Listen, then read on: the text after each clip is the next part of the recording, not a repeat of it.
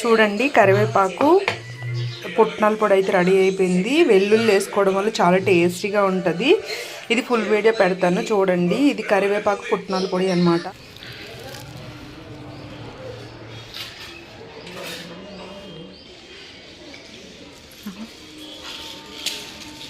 కొయ్యండి, కొంచెం కోసివ్వండి.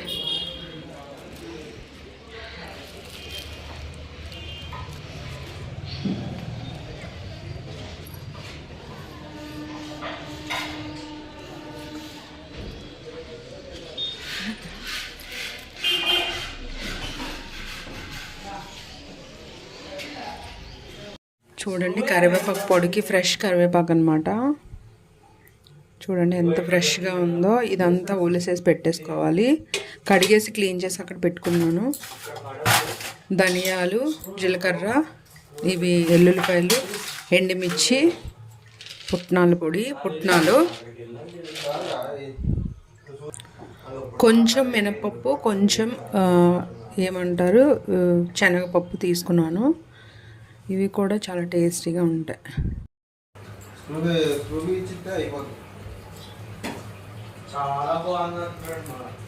ఏంటిది? నువ్వు సోగులకే పనికి వచ్చేటట్టున్నావు.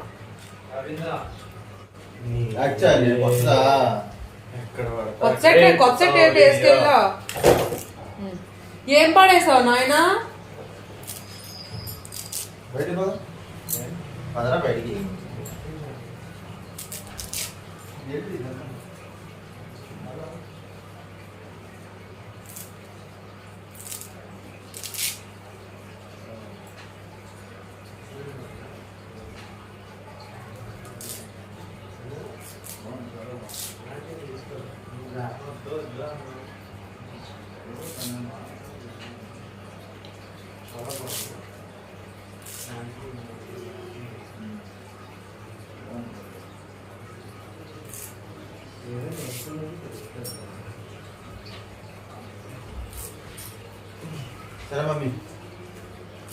చూడండి కరివేపాకు ఇలా ఒలిసి పెట్టుకున్నాను. ఇప్పుడైతే పొడి చేసి వస్తాను. ఇది వేపుకోవాలి. వేయించుకున్నాక చూపిస్తాను నేను. ఇప్పుడైతే శనగపప్పు, ఫస్ట్ అయితే శనగపప్పు, మినపప్పు వేయించుకుంటున్నాను. ఇవి కొంచెం టైం పడతాయి అన్నమాట. ఇవి కొంచెం టైం పడతాయి.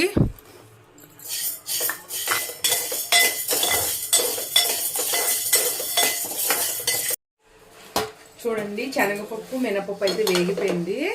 ఇది ఒక పక్కకు తీసేసుకుంటున్నాను.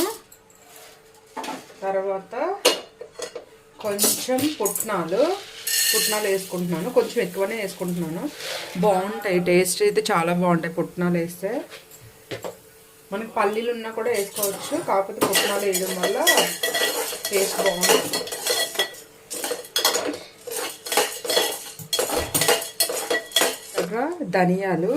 ధనియాలు ఇంకా ఎండుమిర్చి అయితే మన కారానికి తగినంత వేసుకోవాలి.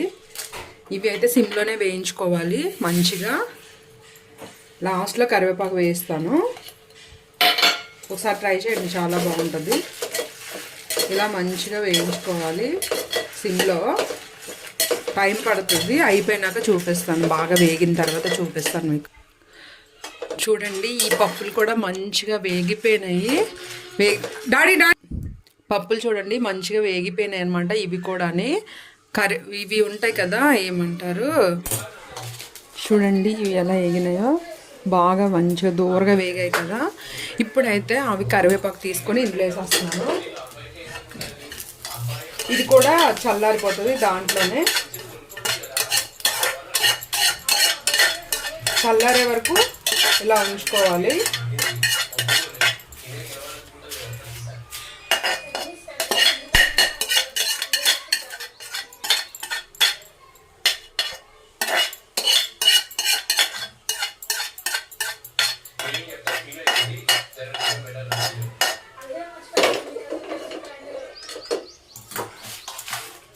చల్లారి పెట్టుకుందాము.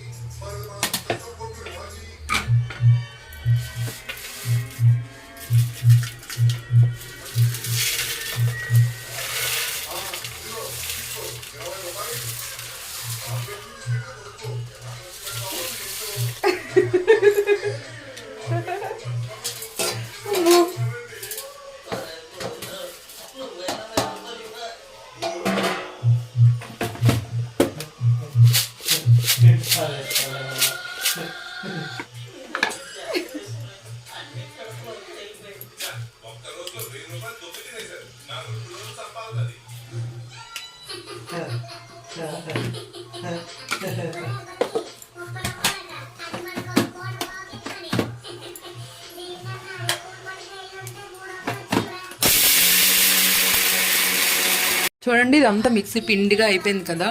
మెత్తగా అయిపోయిన తర్వాత వెల్లుల్లి వేసుకోవాలి.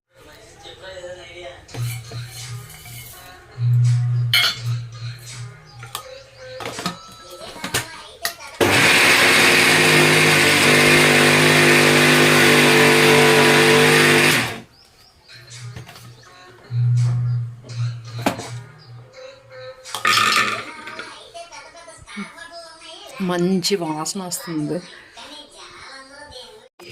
చూడండి, కరివేపాకు పుట్నాల పొడి అయితే రెడీ అయిపోయింది. వెల్లుల్లి వేసుకోవడం వల్ల చాలా టేస్టీగా ఉంటుంది. ఇది ఫుల్ వీడియో పెడతాను చూడండి. ఇది కరివేపాకు పుట్నాల పొడి అన్నమాట.